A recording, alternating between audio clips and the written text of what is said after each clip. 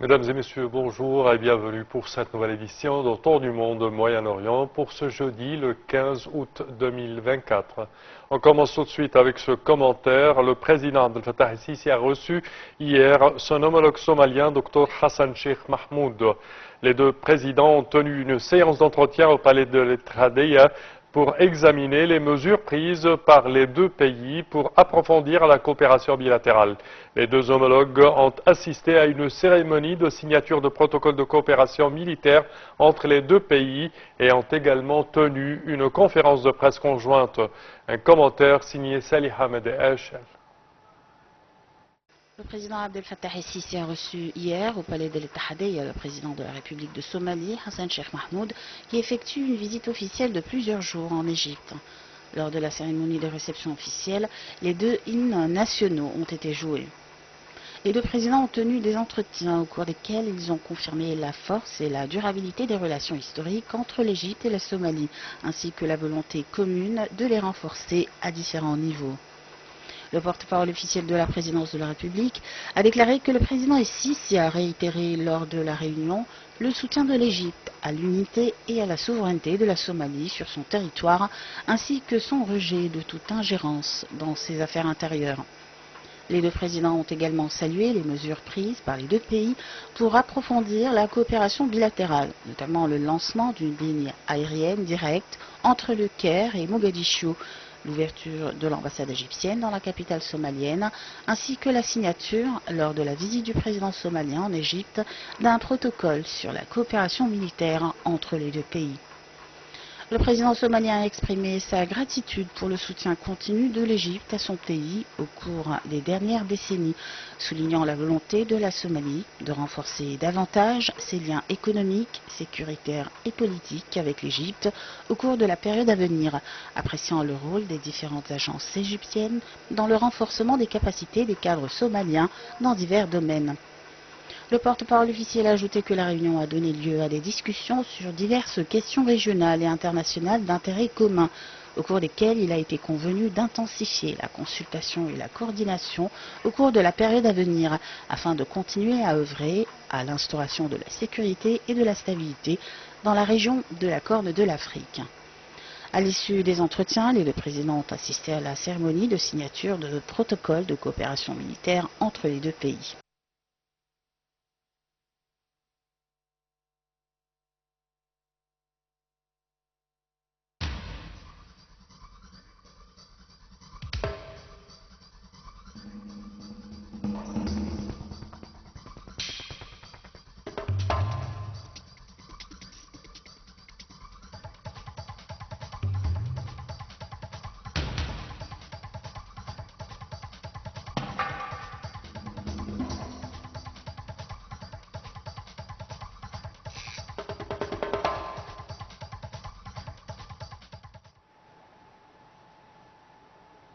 Et pour plus d'explications sur ce sujet, mesdames et messieurs, nous avons le plaisir d'accueillir au bout du fil madame Farida Choubachi, qui est journaliste, écrivaine et députée au Parlement égyptien. Bonjour. Bonjour à vous et bonjour à tous les téléspectateurs. Parfait. Alors, premièrement, quelle est l'importance de cette visite du président somalien en Égypte? C'est d'une importance vraiment capitale parce que notre président est en train maintenant de purifier toute la partie de la Corne d'Afrique de tous les éléments qui peuvent gâcher le progrès ou la coopération bilatérale et multilatérale. Alors, la Somalie reconnaît à l'Égypte la prise de position qu'il a toujours soutenue contre n'importe quelle agression, et c'est ce qui a montré la parole du président somalien. Et ça, c'est aussi, il y a l'accord entre les deux présidents, que les deux pays vont toujours travailler dans le sens d'installer plus la paix, d'approfondir les relations de coopération entre les pays africains et les pays de la Corne d'Afrique. Et l'Égypte a toujours joué un rôle constructif un rôle noble dans toutes les relations avec les pays africains. Certainement.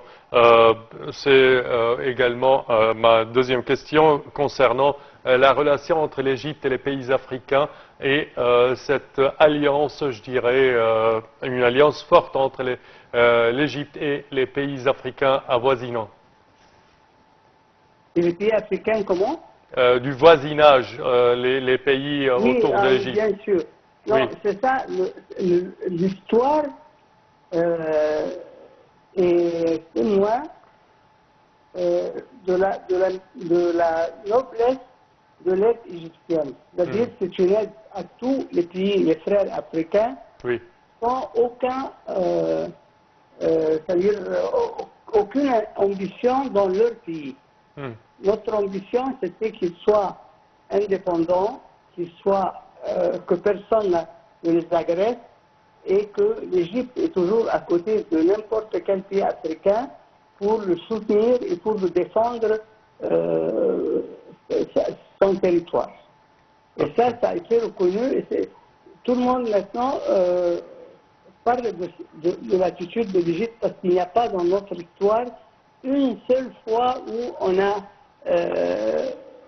c'est-à-dire on a délaissé un pays africain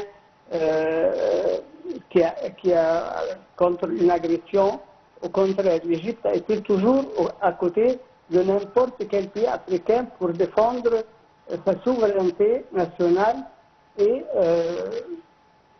sa stratégie, c'est-à-dire. Parfait. Madame Falida Choubachi, je tiens à vous remercier de vos explications. Merci à vous. Je répète que vous êtes journaliste, écrivaine et députée au Parlement égyptien. Merci à vous. Et nous enchaînons, chers téléspectateurs, avec cette information. L'Agence centrale pour la mobilisation publique et les statistiques, CAPMAS, a indiqué que le volume des échanges commerciaux entre l'Égypte et la Somalie s'élevait à 59 millions de dollars au cours du premier semestre 2024, contre 31 millions au cours de la même période en 2023, soit une augmentation de 88%.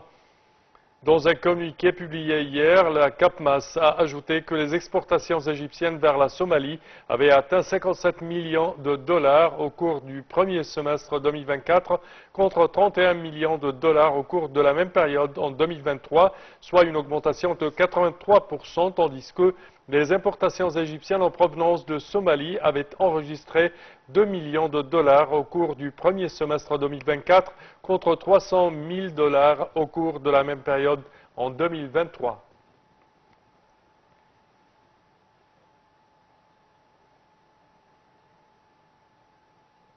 Et le chef d'état-major des forces égyptiennes, le général de corps d'armée Ahmed Khalifa, a rencontré le chef d'état-major des forces armées saoudiennes, Faïd Ben Hamed Al-Rouayeli, et la délégation l'accompagnant en visite en Égypte, où une cérémonie de réception officielle a eu lieu au siège du secrétariat général du ministère de la Défense.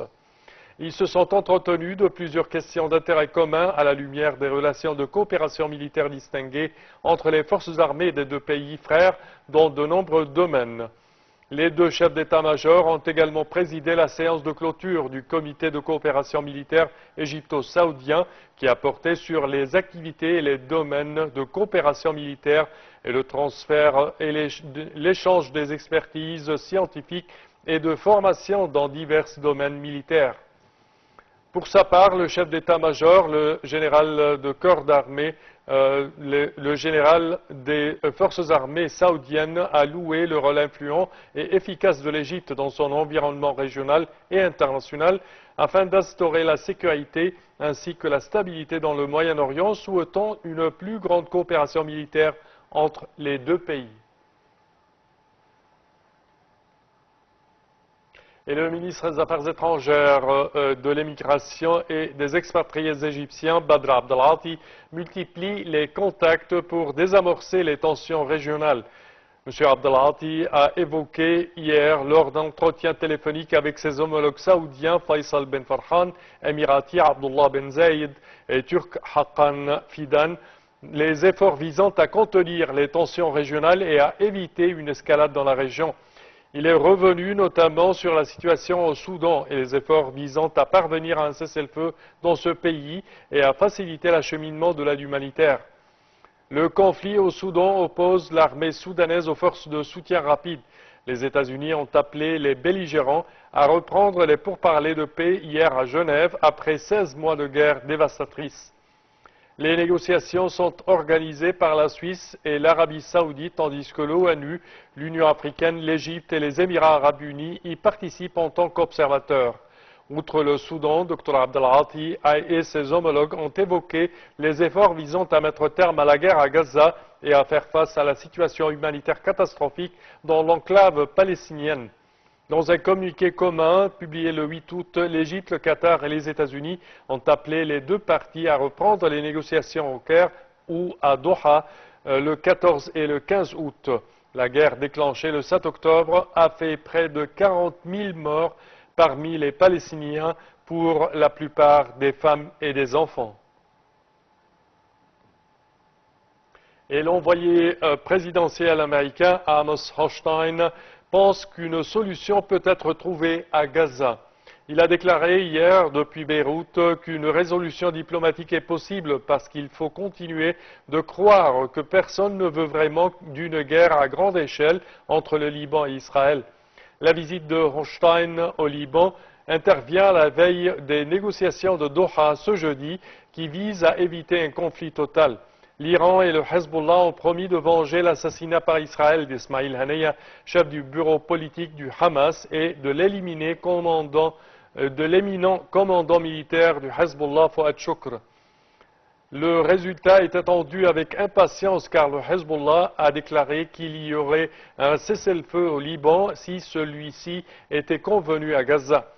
Selon le Centre international d'information libanais, cette guerre secondaire, lancée dans le sud du Liban le 8 octobre de l'année dernière, a fait 564 victimes à ce jour. Hochstein a rencontré le Premier ministre intérimaire Najib Mikati et le président du Parlement Nabih Berri, un allié du Hezbollah et canal de communication avec le parti. Il a également rencontré le commandant de l'armée Joseph Aoun et plusieurs députés de l'opposition représentant le parti Kataeb, le parti des forces libanaises, les indépendants et les réformistes. Lors d'une conférence de presse après une réunion d'une heure avec Berri, Hochstein a déclaré que ces discussions avec Berri portaient sur l'accord cadre qui est sur la table pour un cessez-le-feu à Gaza. Selon le bureau de presse de Mikati, le Premier ministre a souligné l'importance d'exercer des pressions sur Israël pour mettre terme à ses agressions et menaces.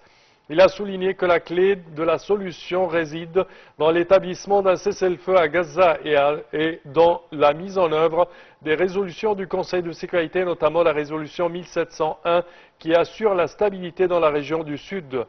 Le député Hankash a parlé des grands efforts déployés par la communauté internationale pour parvenir à un cessez-le-feu et a déclaré que toutes les parties doivent respecter cette règle. Le gouvernement libanais doit prendre la décision de déployer l'armée et mettre en œuvre la résolution 1701.